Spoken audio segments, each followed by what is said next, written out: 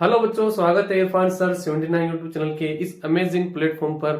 आज की क्लास हमारे लिए खास होने वाली है क्योंकि एक पहली क्लास है जिसके अंदर मैं किसी बच्चों की जो डाउट क्लियर है या फिर उसकी रिक्वेस्ट के ऊपर एक क्लास बना रहा हूँ। इस क्लास के अंदर हम स्पेशल क्लास भी कह सकते हैं, डाउट क्लास भी कह सकते हैं। इस क्लास के अंदर ये पर्टिकुलर किसी एक बच्चे द्वारा या फिर 2-3 बच्चों द्वारा या फिर कोई 4-5 बच्चों द्वारा कहने पर मैं वीडियो क्लास बनाता हूँ जिसके अंदर मैं उसको ये टॉपिक समझ में आता नहीं है तो उसके आधार पर इसको बनानी होती है। तो देखो बच्चों, इस क्लास के अंदर हम यहाँ पर ये समझने वाले हैं कि जो कार्बन और उसके यौगिक हैं उसके अंदर मुझे एक्टिविटी समझानी है। बच्चे ने कहा था मुझे कि सर हमें एक्टिविटी समझाओ कि किस प्रकार से जो चैप्टर नंबर 4 है उसके अंदर एक्टिविटी होती है। तो लेकिन मेरी जो प्रोसेस रहती है उस प्रोसेस के आधार पर मैं आपको एक्टिविटी जो है वो समझाने की कोशिश करूंगा। तो चलिए देखते हैं क्या एक्टिविटी देने वाली है। तो देखिए बच्चों, आपकी रिक्वेस्ट पर मैंने क्लास बनाना स्टार्ट की है, तो देखते हैं आपको कितना समझ में आता है कितना समझ में नहीं आता है।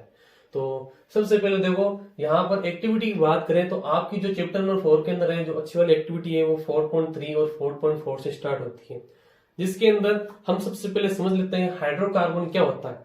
हाइड्रोकार्बन क्या होता है? कार्बन व हाइड्रोजन से बने जो यौगिक होते हैं उन्हें बोलते हैं हाइड्रोकार्बन। ठीक है, कार्बन व हाइड्रोजन से बने यौगिक को क्या बोलते हैं? हाइड्रोकार्बन कहते हैं। इसके प्रकार की अगर बात करें तो इसको दो प्रकार में बांटा गया है। दो प्रकार कौन से?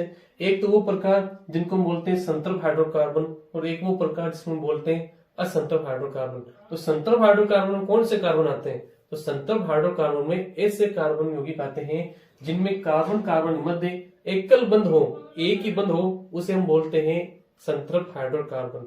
और असंतृप्त हाइड्रोकार्बन किसे कहा जाता है? जिनमें कार्बन कार्बन के परमाणु के मध्य दो बंध या फिर त्रिबंध होते हैं, उसे बोलते हैं असंतृप्त हाइड्रोकार्बन।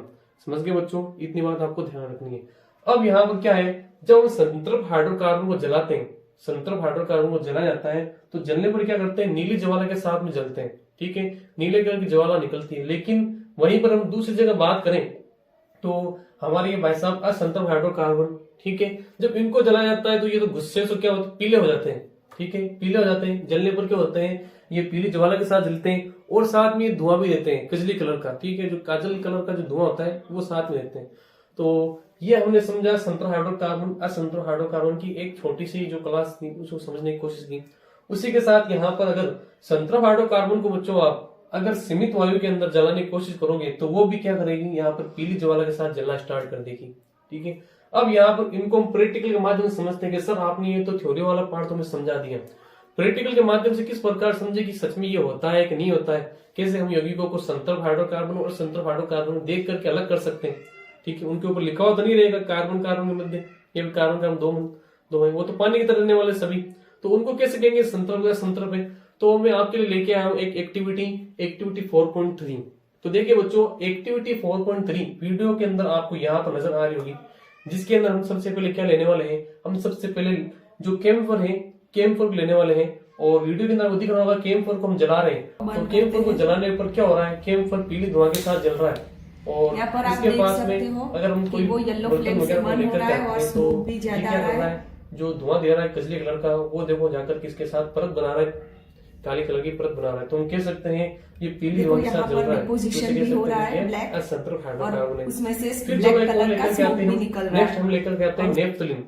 अगर नेफ्थलीन को भी हम दहन कर रहे हैं, जला रहे हैं, तो देखो बच्चों नेफ्थलीन में क्या हो रहा है? को बंद करेंगे। नेफ्थलीन की जो है वो यहाँ पर क्या देखने को मिला? नेफ्थलीन जो नेफ्थलीन है वो भी यहाँ पर पीली ज्वाला के साथ जल रहा है और कजली धुआं यहाँ पर दे रहा है, बर्तन के पंदे के अंदर आपको दिख रही होगी। लास्ट एंड फाइनल हमारे पास है एल्कोहल। अब हम एल्कोहल को जैसे हमने जलाया तो क्या हुआ? जो एल्कोहल को जला रहे हैं तो देखो यहाँ पर कोई भी यहाँ पर हमें और कोई स्मोक भी नहीं निकल रहा है। अब हम चेक करते हैं कोई नीली धुआं मिलता है या नीली आग दिखी और यहाँ पर कोई भी हमें यहाँ कजली कलर की कोई यहाँ पर एक परत नहीं बनी कहीं पर भी। इसके पास बर्तन भी लेकर के आएंगे तो यहाँ पर पीले कलर की यहाँ पर पूरा ब्लैक कलर हो गया था, यहाँ उस पर प्रकार से कह सकते हैं ये जो दो पदार्थ हैं वो असंतृप्त हाइड्रोकार्बन है और ये जो पदार्थ है वो संतृप्त हाइड्रोकार्बन है। तो इस वीडियो में आपको सुना होगा कि कैसे हम संतृप्त हाइड्रोकार्बन और असंतृप्त हाइड्रोकार्बन को डिवाइड कर सकते हैं। फिर यहीं पर इसी क्लास के हम डिस्कशन कर लेते हैं छोटा सा एक्टिविटी और है, एक्टिविटी 4.4। एक्टिविटी 4.4 के अंदर ये कह रहा है कि अगर मान लो असंतृप्त हाइड्रोकार्बन को भी सीमित वायु के अंदर हम दहन करते हैं तो क्या होता है, तो सीमित वायु के अंदर जब तो यहाँ पर देख सकते हो, तो ये जो फ्लेम है ये येलो फ्लेम के साथ जल रहा है, और इसको हम लोग देख लेते हैं। ये हमारा फ्लेम देखोगे तो ब्लू फ्लेम के साथ जल रहा है। दोनों में अंतर ये है कि यहाँ पे जो है ऑक्सीजन जो है सप्लाई लिमिटेड है। जितनी एलपीजी गैस आ रही है उस अमाउंट में, उस अमाउंट में ऑक्सीजन नहीं जा रही, यानी ऑक्सीजन बहुत कम जा रहा है और एलपीजी ज्यादा आ रही। तो एलपीजी जो है हमारा यहाँ पे येलो फ्लेम के साथ जल रहा है, और यहाँ पर देखोगे तो वही हमारा जो है क्लियर ब्लू फ्लेम के साथ जल रहा है। यानी हमारा सैचुरेटेड हाइड्रोकार्बन भी येलो फ्लेम के साथ जल सकता है, येलो सूटी फ्लेम के साथ। डिपेंड करता है सप्लाई ऑफ ऑक्सीजन कितना है। तो होप आपको ये समझ में आया कंसेप्ट। ये देखो येलो फ्लेम के साथ जल रहा है, जिसकी वजह से उसका दहन अच्छी प्रकार से नहीं हो रहा है।